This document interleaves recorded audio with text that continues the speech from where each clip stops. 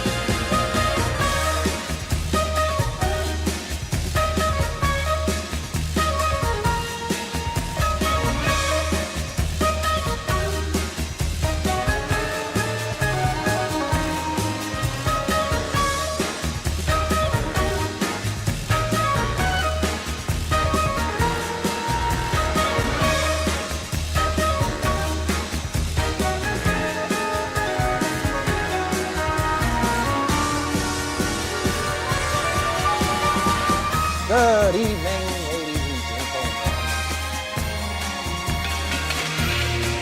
We are tonight's entertainment.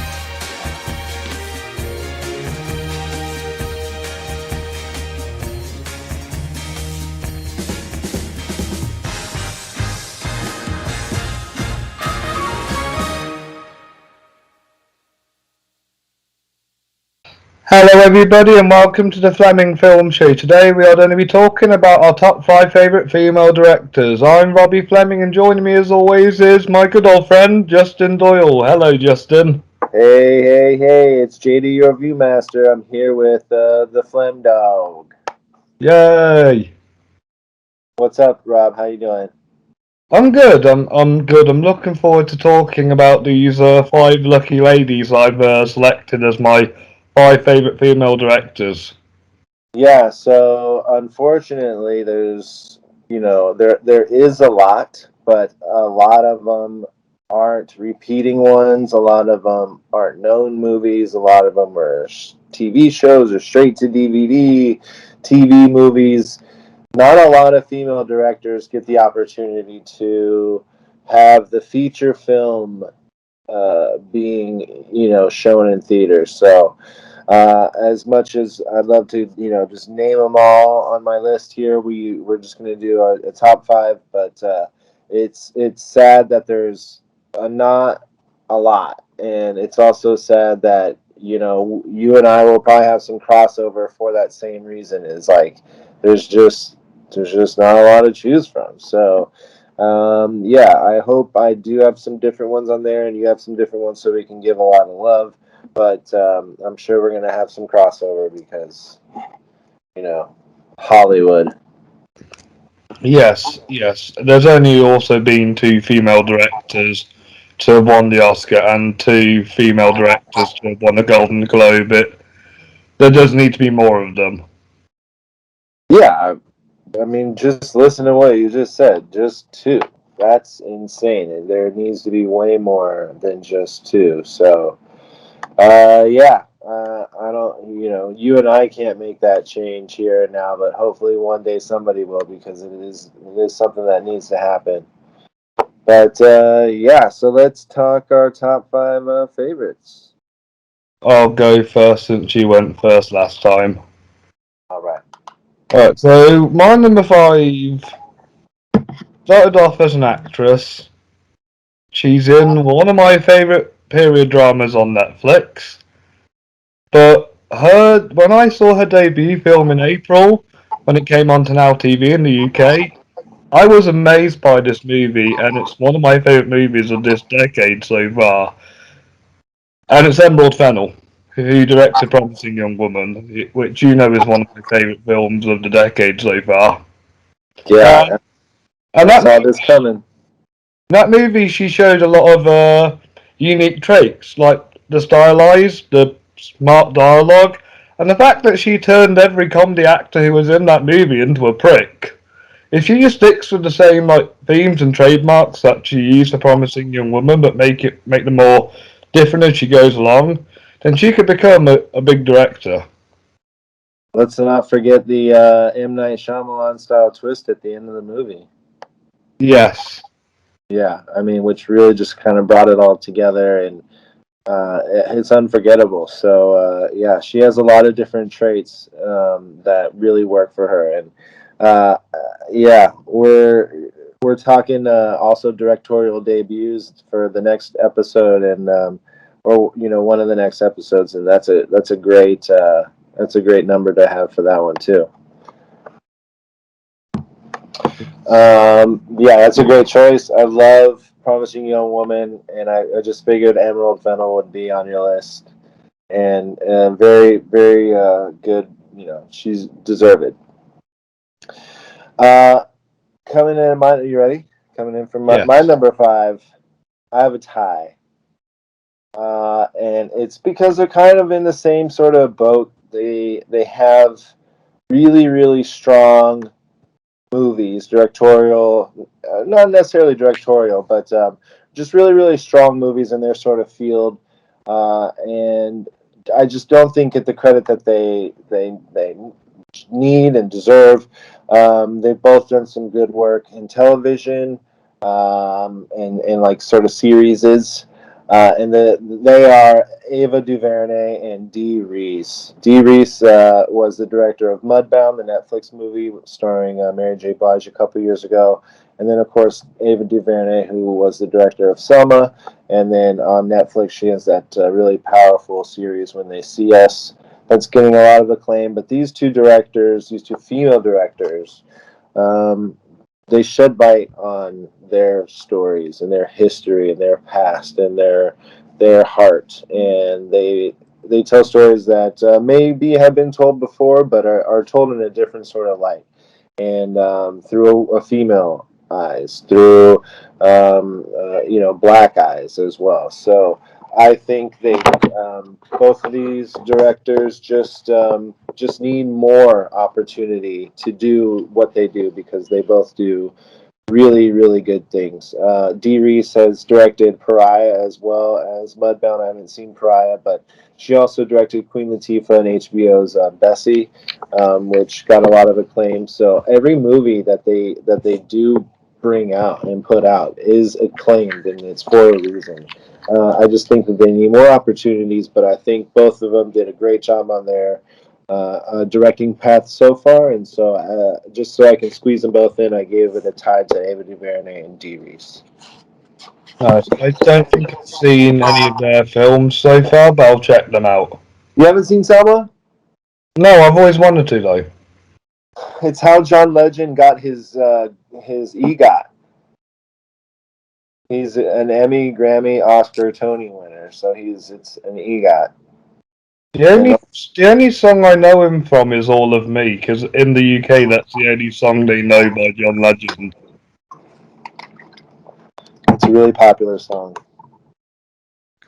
Okay, well, definitely check out Selma. Definitely check out Mudbound. It's a really, really like raw, gritty Southern movie.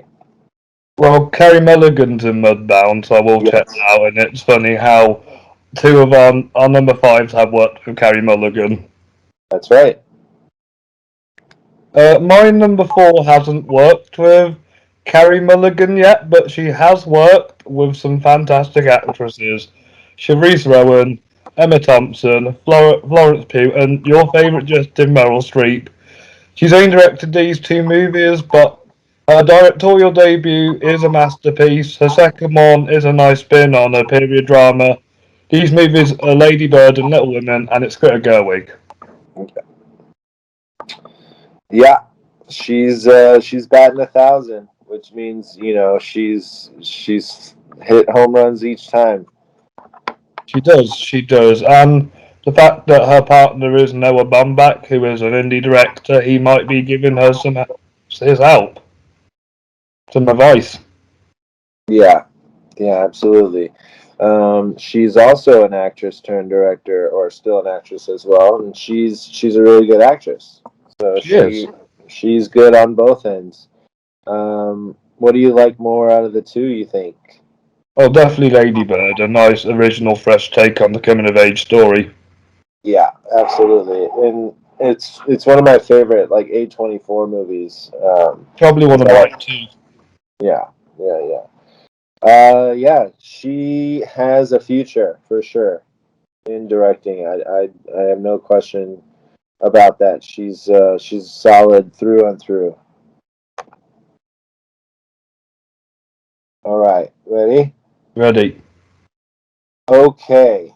Well, I only know one movie from this lady's repertoire here. It's only because it's the only one I've seen. I've heard about these other ones, and it's been talked about by others. And I just need to pull the trigger and watch them. But speaking of A24, one of my favorite movies from last year, saw it right before the pandemic. Last movie I saw in theaters.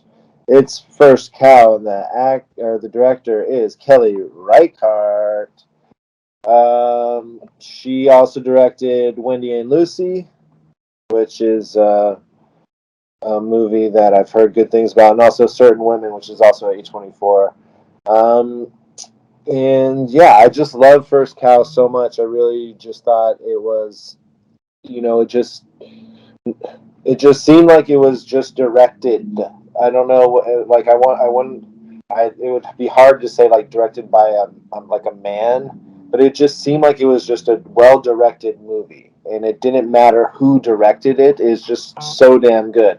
But the fact that it was a woman, it makes it just even that just much better, because it could just be a simple movie about, it could be about anything, but it's about guys in this instance, and it just really really works. And I was blown away by the movie itself. It's so simple, but it was just so well done. We talk about landscaping, cinematography with Clint Eastwood, and she kind of has that here. But yeah, she just takes a simple story, elevates it onto something that is really really special. And I really loved First Cow, and I've heard really good things about Wendy and Lucy and Certain Women. But yeah, Kelly Reichardt is my number four. I'd like to see First Cow one day. I really, really enjoy it. And yeah, I'm glad she's out there directing these movies. You ready for my number three? Let's hear it. What's number three? My number three is you also tried starting out in acting, but she wasn't the best, I'd say. But she has a famous father who is a director, and I think she's kind of taken his shine at it, and she has made some fantastic movies.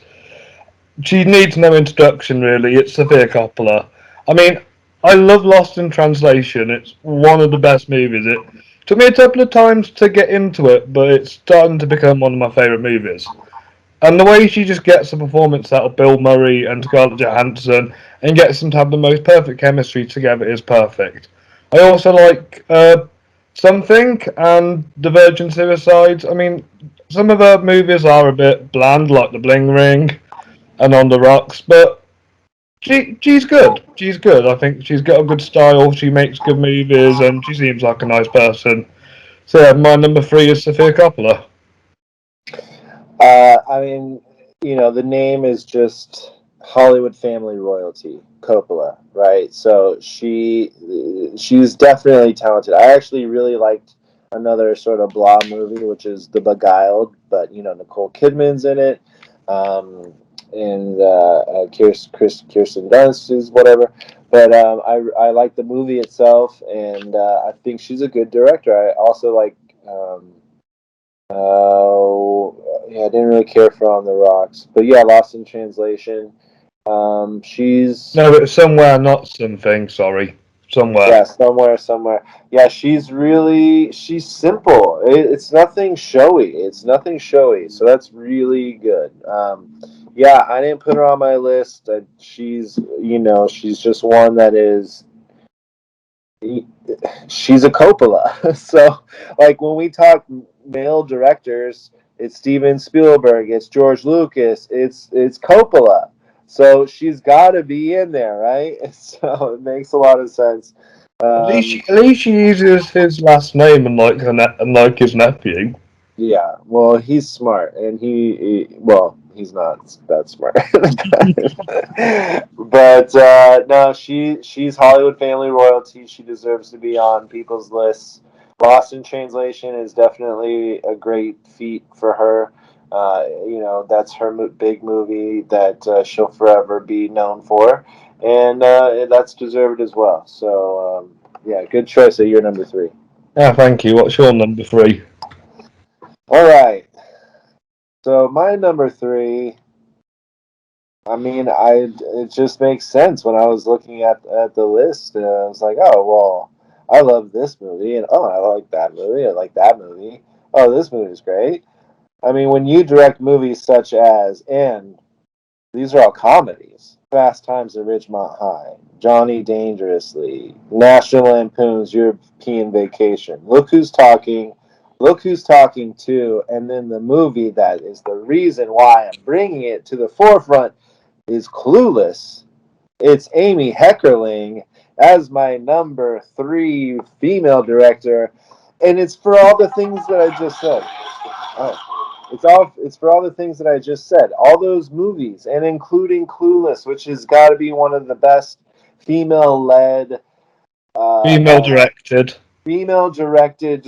I mean, but also just transcends generations.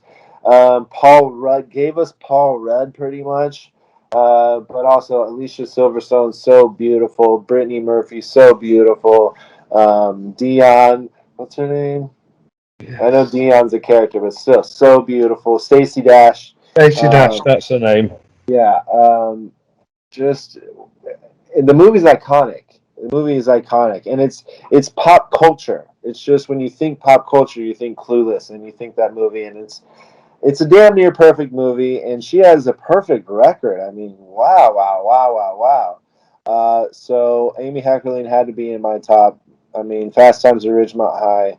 I loved Look Who's Talking as a kid. I watched it over and Yes, over and yes, yes. over. Same. I love that movie with a passion. Yeah, so she just had to be on the list. So She did. I'm giving Amy Heckerling is my number three. She would be an honourable mention for me because she is great, but I tend to go for ones that are more artistic. Yeah. Well, Kelly Reichardt was sort of my artistic one. You ready for my number two? Because Let's this hear is it. one of the two Oscar winner girls. Now, her movies are very, very popular with male audiences, and I'm kind of glad that it's a woman making these movies. And because she makes these really cool movies, let me just name a couple for you: Point Break, Strange Days, and the award-winning Zero Dark 30, and the award-winning Hurt Locker. It's Catherine Bigelow. Her movies are amazing. Who doesn't love Point Break? Stranger Days is underrated in how she gets performances out of Ray Fiennes, Angela Bassett, and Juliette Lewis. The Hurt Locker, she made Jeremy Renner a superstar. And Zero Dark 30, she brought us Jessica Chastain more to popularity. What can't this woman do? Yeah, she's the other name. She's the Spielberg. She's the Coppola. She's the Lucas and the male. She's the female one of them. She's obviously good at her craft. She knows what she's doing. I almost put her on the list because of Point Break alone. Just her directing that movie is just amazing. But yeah, she does really like sort of male favorite movies. I'm not a big fan of The Hurt Locker. I don't think it's a bad movie at all. It took me a while to get into that one. It deserves its praise. There's no doubt about it. But she's also done K-19, The Widowmaker, which is, I mean, that's like a dad film. You know, it's like one of my dad favorites. But I need to see Detroit. yeah. In Detroit, I really, really liked. I really did like it. It came out around the time as like a Mudbound and like Selma. It was like all those movies kind of coming out. But she's just like I said. She's in the women's director, Mount Rushmore. She definitely deserves to be there. I knew that it was going to be, coming up in this list, if not. But she's definitely an honorable mention for me. How could she not be? But yeah, makes sense why she's your number 2. What's your number 2? What's your silver? So we talked about how not a lot of female directors are out there. And again, if there are some, they either have one movie, they have two, they're, music video, they're TV shows, they were actors. Well, mine, number 2, falls under a lot of those categories. And she had a fantastic directorial debut. And it was just recently, just from last year, one of my favorite movies of last year. It was One Night in Miami, and it was directed by Regina King. I knew you'd only put her on your list today. Yeah, and what that movie, and unfortunately, she just has the one. But you know what? When you just have one and you hit it out of the park like that, I mean, you just deserve all the praise. Like you took what you believe in and what your story is, which is Muhammad Ali and Malcolm X and turn it into from a play and turn it into a big screen hit and do it so well and again it just felt like a directed movie. Like it doesn't male female didn't matter. It was just a well directed movie. She got everything she could get out of her actors, which is what the director's main job is, and she really, really killed it. To have a dialogue-heavy movie shine on screen, shine on the small screen, you can watch it, on Amazon Prime, or go, see it on the big screen. It was worth every single second. I'm still raving about it. I'm still raving about her. Regina King gets my second place. Are you hoping that she makes a better second film when she gets round to it? I mean, if she just makes the one that's just as good, I'm fine with that as well. Because yeah, better. It was almost perfect, Yeah. Yeah. Right, you ready for my number 1? Totally. Hit me with your best shot. My number 1 is a very underrated but very critically acclaimed director in the UK. She's only directed 4 movies, but she will try anything just to make her films stand out. I can't believe this woman is so underrated. Her movies include Ratcatcher, More Than Caller, You Were Never Really Here, and probably her most famous film, We Need to Talk About Kevin. Yep. Lynn Ramsey. Lynn Ramsey. What? Oh, she's my number 6. I almost had her.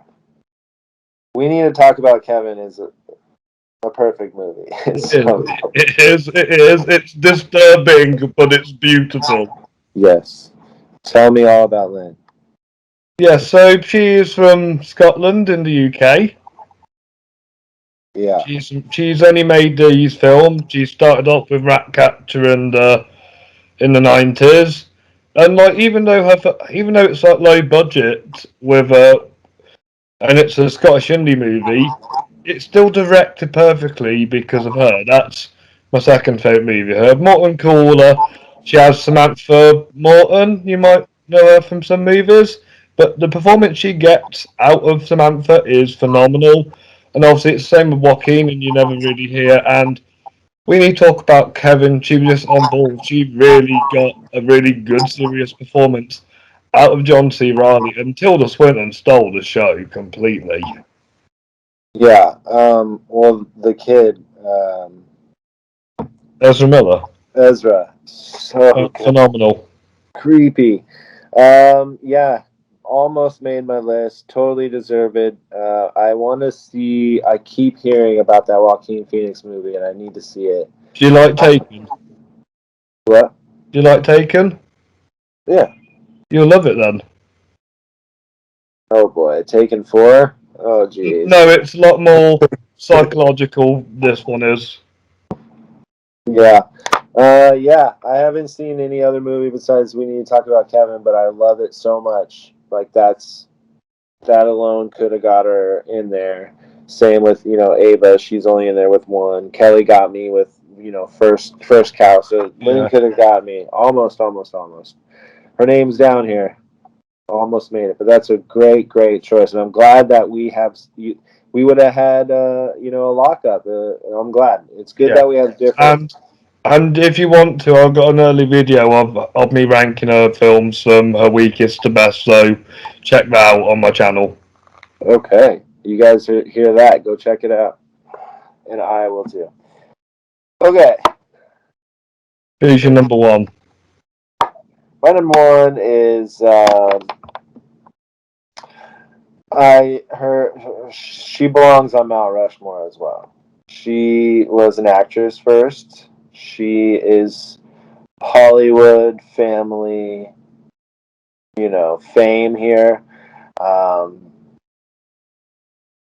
the movies that she directed growing up were just movies that I constantly watched and still love to this day. Some may even be on my all times, but here we go. She is the director of such movies as Jumpin' Jack Flash, Big, Awakenings, This is a brilliant choice. A League of Their Own, and The Preacher's Wife, as well as Riding in Cars with Boys and Renaissance Man. It's Penny Marshall. That's a great, great choice. She is a phenomenal director. She would probably be my six. Big. Enough Big, said. Big is a Big. masterpiece. Big Enough is a said. masterpiece. It's a masterpiece. Big is one of the most perfect movies ever, and Tom Hanks is so damn good. And it's just a beautiful, beautiful movie. She's all A League of Their Own, one of the greatest baseball movies / greatest movies of all time. It's one of the greatest. Awakening, so damn good. Keep meaning to watch that one. Yeah, I mean it breaks your heart, but it's so good. And then one of my favorite Christmas movies is The Preacher's Wife. Whitney Houston is singing musicals. We have Denzel Washington.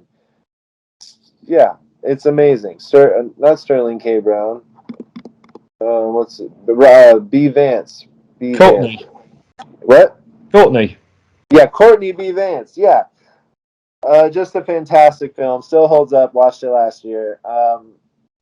But I mean, just all those movies that I've just seen so many times when I was a kid, and they still hold up. People still quote things from A League of Their Own to this day. And to have this whole list of just fantastic movies. I guess her last one that she directed was Riding in Cars with Boys. I watched it recently this year, and yeah, it's a really, really good film. But I just love A League of Their Own and Big, no doubt. So my number one has to go to the woman, the myth, the legend, Penny Marshall. Great choice. Penny is a fantastic director. Yeah. Yeah, I think Sofia Coppola, Catherine Bigelow, and Penny Marshall are three of the four heads on Mount Lynn Rushmore. Ramsey's the fourth.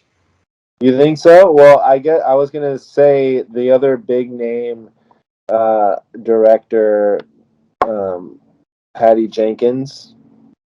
She's only made 3 movies. Really?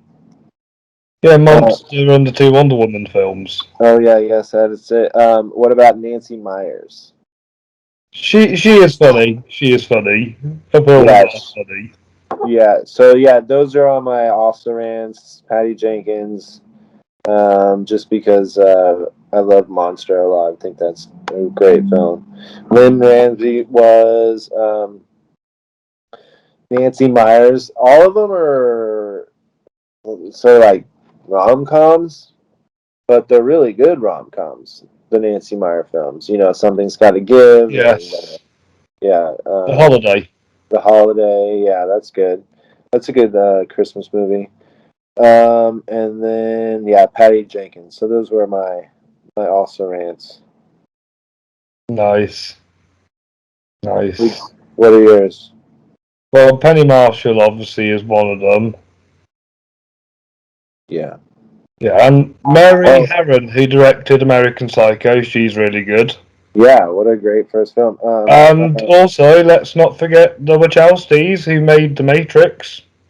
Okay, yeah. So I was nervous about that one because I didn't know if it counted, and then like when I count it anyway.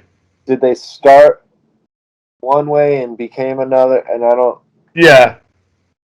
But then it also hits me with like, okay, well, if we put that on our list, then we're so sexist that we have to put girls who are men on it, who were men. I don't. No, it's fine. I put The Matrix in my favorite film by female directors, and nobody made an issue with it. Okay, good. Okay, it's hard to tell these days. Everyone's. Yeah, I get it, but we're not being disrespectful.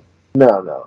Because I almost put them on, and then Catherine Bigelow, of course, is also on also. So yeah, awesome. Let's count them down. All right. What's your number 5? Emerald Fennell. I have a tie with Ava DuVernay and Dee Rees. My number 4 is Greta Gerwig. I have Kelly Reichardt in my number 4. My number 3 is Sofia Coppola. Coming in number 3, the fantastic Amy Heckerling. My number 2 is the legendary Oscar winner Catherine Bigelow. My number 2 is also a legendary Oscar winner in her own right, Regina King. and my number 1 from Scotland, Lynn Ramsey. And my number 1, also a legend, no doubt about, Penny Marshall. No, because Penny Marshall is awesome. Yes, she is. And so is Lynn Ramsey. Yes. Really good list. This is good. I'm glad we had enough that we didn't have to have crossover, because we didn't have one crossover. Yeah, well, no offense, but I wouldn't really compare Lynn Ramsey and Penny Marshall because they are 2 different directing styles. Yeah, definitely. And just different ladies in different eras doing their own thing. But yeah, a league of their own. Huh? I'll check that out. You've never seen it? I don't like Madonna, do I? Okay. Just, we're no longer doing a second show, a third show, where you gotta I'll watch it for Tom and Gina, though. Boy, oh boy, Rosie O'Donnell. She's alright. Oh gosh. Okay, you guys, we're gonna go. I can't believe that we're leaving the female-directed episode to the end. Is gonna be you not actually seeing this movie. I will check it out just for you. Okay, do it for yourself. Do it for you. Yeah. I keep meaning to watch more baseball movies. Yeah, basketball movies. It's one of the all-time best baseball movies ever. So you'll have to write me a list of films to watch that I've not seen before one day. Well, yeah, I mean that's number 1. That's number 1. So let's see it this week. Well, okay. now I don't have a girlfriend. I can watch as many movies as I want. Yeah, see whatever you want as many times as you want, but definitely. Well, yeah. So on this list alone, you have to see Selma, Detroit. You have to see Mudbound, and you have to see The League of Their Own. Sound. And you need to see the other 3 films by Lynn Ramsey. Well, yeah. I definitely want to see the We Are Never Really Here. Yeah. Okay. Right, next time is film debuts, isn't it? Yes, we are doing our top 5 favorite directorial debut movies. So, yeah, like our favorite director movies. Yeah, and their first ever movies. So, kind of what we talked about a little bit today, but it'll be a mix of both. I wonder if One Night in Miami makes yours. I wonder if Lady Bird makes yours. What about Promising Young Woman? Do you think that'll be in mine? Well, okay, I already know that's going to be in there. But we don't want to spoil it, so check out next time. And yeah, find me at What Review Movies on all the things. Also on the Pond Theater. This week we talked about The Starling, the Netflix Melissa McCarthy movie. Also, the Gents talked about the ending of What If, an MCU Disney Plus thing, and then also the entire season of the new Star Wars Visions series. It's also on Disney Plus. So, yeah, I guess Star Wars took some anime, cartoon animation and made a season out of Star Wars. Nice. I didn't see it, but apparently they said it's the best thing they've seen from Star Wars in the last decade. So we'll see. And then you know where to find Rob at all the things. Robbie's Reviews and the Fleming Film Show, Twitter, Facebook, Instagram, TikTok, you name it, I've got it. Sounds good. Until next week. Until next week, bye bye Justin. Bye, Rob. Bye bye.